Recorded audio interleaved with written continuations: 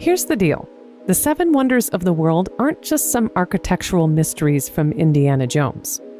But we also don't have a whole lot of historical evidence telling us what they were actually like, or even which seven were wondrous enough to be on the list, as there was some disagreement among the ancient observers who listed them. One of the main descriptions of the Seven Wonders that we still have today isn't a treatise from some paragon of high reputation. It's actually a poem. I have set eyes on the wall of lofty Babylon, on which is a road of chariots, and the statue of Zeus by the Alpheus, and the hanging gardens, and the colossus of the sun, and the huge labor of the high pyramids, and the vast tomb of Mausolus. But when I saw the house of Artemis that mounted to the clouds, those other marvels lost their brilliancy, and I said, Lo, apart from Olympus, the sun never looked on aught so grand. Though Antipater of Sidon found the walls of Babylon wondrous enough to proclaim, others were more impressed by the Pharos or lighthouse of Alexandria and called it a wonder. So, what were the Seven Wonders anyway? The pyramids of Giza are the only wonder that still exists today.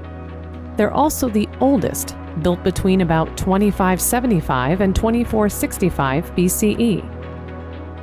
Historians aren't certain what the Hanging Gardens of Babylon looked like.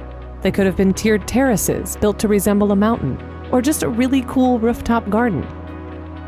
This huge portrayal of the Greek god Zeus was crafted by the famous sculptor Phidias and was likely destroyed a few years after its creation, either alongside its temple in 426 BCE or in a fire at Constantinople about 50 years later. Only a few fragmented columns remain of the massive temple built about 550 BCE, and that's not just because it's super old.